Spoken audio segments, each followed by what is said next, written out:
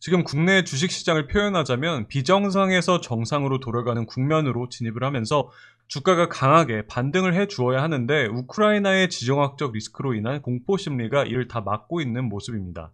반대로 얘기하면 우크라이나의 지정학적 리스크가 어떤 형태로든 해소가 된다면 시장은 강하게 반등이 나올 수 있을 거라고 생각을 합니다. 러시아가 결국 우크라이나를 침공할 것인가에 대해서는 푸틴 러시아 대통령 말고는 정확히 아는 사람은 없을 거라고 생각을 합니다.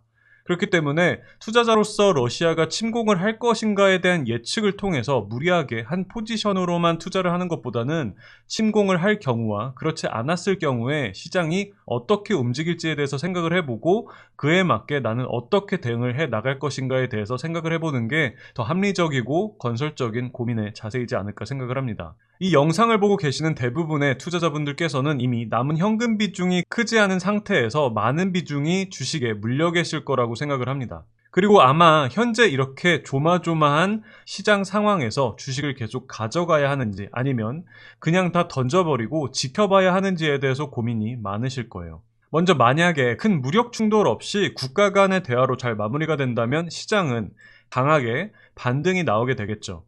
지금 국내 시장의 경우에 작년 8월부터 계속해서 하락 추세를 이어오면서 기업들의 주가 또한 실적 대비해서 엄청 싸진 종목들이 많아진 상황입니다. 여전히 돈을 잘 벌고 앞으로 성장성도 충분한 기업들이 여러 악재들이 겹겹이 쌓이면서 굉장히 저렴해졌고 언제든지 다시 급반등이 나온다고 해도 전혀 이상하지 않은 실적 대비 퍼가 굉장히 낮은 종목들이 우크라이나 리스크로 인해서 투심이 회복을 못하고 있는 상황입니다. 그렇기 때문에 이런 종목들이 우크라이나 리스크가 해소가 될 때에는 굉장히 강하게 튀어오를 수 있을 거예요. 특히 영상 시작에서 말씀드렸듯이 그간의 비정상에서 정상으로 바뀌어가는 과정에서 전 세계를 가장 비정상적인 환경으로 만들었던 코로나 바이러스로부터 점차 해방이 되어가는 과정에서 리오프닝과 관련된 기업들의 투심은 점차 회복되어 갈 수밖에 없으며 이러한 분위기는 이미 시작을 하고 있는 상황이죠. 저번 주에 업로드했던 지금부터 화장품 주식을 주목해야 하는 이유 영상에서 말씀드렸던 것처럼 가장 대표적으로 떠올릴 수 있는 리오프닝 관련 업종인 여행, 항공 관련 종목들은 이미 충분히 주가가 올라가 있어서 어떻게 될지는 정확히 알 수 없지만 그 외에도 화장품 업종이라든지 식자재 업종이라든지 등은 여전히 투심과 주가가 모두 바닥에 있기 때문에 이제는 주목을 해야 한다고 말씀을 드렸었는데 저번 주부터 특히 화장품 업종의 기업들이 주목을 받기 시작하면서 주가가 긍정적인 분위기로 흘러가고 있는 상황이죠. 리오프닝 또는 위드 코로나 기업들은 조금 반등이 나왔다고 하지만 여전히 실적 대비해서 크게 저평가되어 있는 기업들이 많기 때문에 일시적인 반등으로 끝나기보다는 점진적으로 계속해서 우상향 추세를 만들어갈 가능성이 훨씬 높다고 판단하고 있으니 계속해서 관심을 가져가야 한다고 생각을 해요. 그리고 다음으로 우리가 현재 시장에서 가장 집중해야 하는 것은 인플레이션이에요. 올해의 투자 성과는 이 인플레이션에 대해서 얼마나 잘 방어를 하는 투자를 하느냐로 결정이 지어질 거라고 생각을 해요. 특히 제조업 기반의 기업들이 많은 우리나라의 경우에 인플레이션으로 인해서 실적에 피해를 보고 있는 기업들이 많습니다. 원자재 가격이 상승을 하면서 기업의 비용 부담이 크게 올라가면서 수익성이 크게 저하되고 있는 국면입니다. 이러한 이유 때문에 작년 실적이 좋지 않게 나오면서 주가가 많이 하락을 한 기업들이 시장에서 많이 보이고 있죠.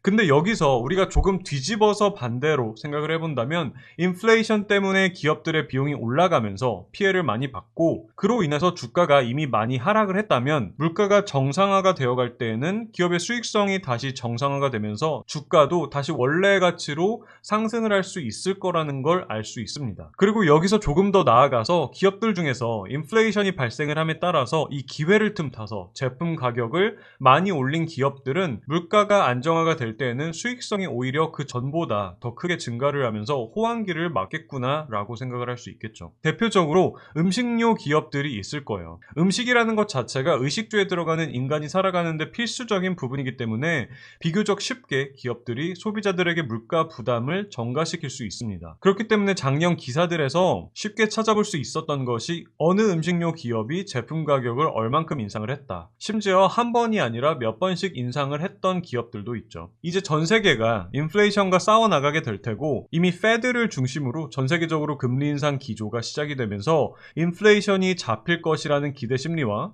물가가 안정화되었을 때 크게 수익성이 올라갈 수 있는 기업들의 투심이 빠르게 반등을 할 것입니다. 인플레이션에는 여러 경제적인 이슈들이 한데 뭉쳐서 영향을 주고 있는 상황인데 이제 점차 하나둘씩 풀려나갈 수 있을 것이라고 생각을 하고, 이 문제들은 동시다발적으로 점차 풀려나갈 거라고 보고 있어요. 첫째는 코로나로 인한 물가 영향력이죠.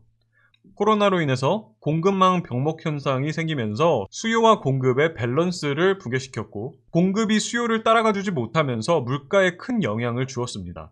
그런데 이제 전 세계적으로 리오프닝이 빠르게 진행이 되고 있고, 아직은 오미크론으로 인해서 리오프닝이 늦어지고 있는 국가들도 있지만 결국은 바이러스로 인한 공급 부족 현상은 점차 해결이 되어갈 게 뻔하기 때문에 이 부분으로 인한 물가 상승 요인은 점차 줄어들게 될 거예요. 그리고 두 번째는 물가에 큰 영향을 주는 원유 가격인데, 유가는 현재 우크라이나 리스크와 크게 연동되어 움직이고 있는 상황으로 우크라이나 리스크가 해소가 되어 간다면 원유 가격 또한 지금보다는 훨씬 낮은 수준으로 안정화가 될 가능성이 높기 때문에 이 또한 물가가 안정되어 가는데 큰 영향을 줄 수 있을 것입니다. 마지막으로 긴축 정책과 금리 인상입니다. 코로나로 인한 피해를 줄이기 위해 양적 완화로 유동성 공급을 강력하게 했었던 것의 후폭풍으로 현재 인플레이션이 예상보다 강하게 진행이 되고 있다고 봐도 과언이 아닙니다. 그렇기 때문에 반대로 이제는 인플레이션과 싸우기 위해서는 당연히 긴축 정책과 금리 인상을 통해서 뿌려놨던 돈을 회수해 갈 것이기 때문에 이로 인해서 물가는 안정화 기조로 진입을 하게 되겠죠. 정리를 하자면 올해는 앞에서 언급드린 세 가지 이슈들이 해결이 되어가는 과정에서 점차 물가는 정상화 기조로 진입을 하게 될 가능성이 높으니, 이에 따라서 인플레이션을 통한 비용 부담으로 주가가 많이 하락을 했던 종목들 중에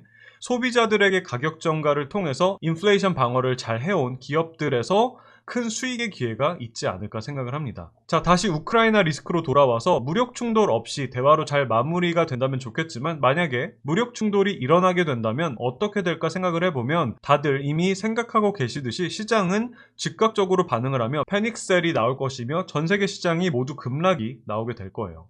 그러면 우리는 패닉셀에 동참을 할 것인가, 아니면 반대로 패닉셀로 인해서 시장에 나오는 기업들의 주식들을 싸게 더 살 것인가에 대해서 생각을 해봐야겠죠. 먼저 역사적으로 생각을 해본다면 전쟁 리스크로 시장에 단기적으로 패닉셀이 발생을 했었지만 빠르게 반등이 나오면서 회복을 했던 경우들이 대부분입니다. 그렇기 때문에 만약에 진짜 러시아가 침공을 해서 패닉셀이 나오게 된다면, 여유가 되신다면 추가적으로 앞서 말씀드렸던 리오프닝 기업들 또는 물가 안정 수혜주들을 지금보다 더 싼 가격에 저가 매수를 하는 방향으로 가면 좋을 것 같고, 현금 여력이 없으시다면 공포 속에 헐값의 주식들을 다 던지시기보다는 홀딩만으로도 충분히 주가는 빠르게 회복되어 갈 수 있지 않을까 생각을 합니다. 이미 전쟁에 대한 공포 심리로 인해서 주가는 많이 빠져 있는 상황이기 때문에 패닉셀 이후에는 오히려 반대로 전쟁 후에 대한 기대 심리로 인해서 시장이 빠르게 회복해 나갈 수 있을 것이라 생각하고 있습니다. 결론적으로 제가 생각하는 올해 2022년도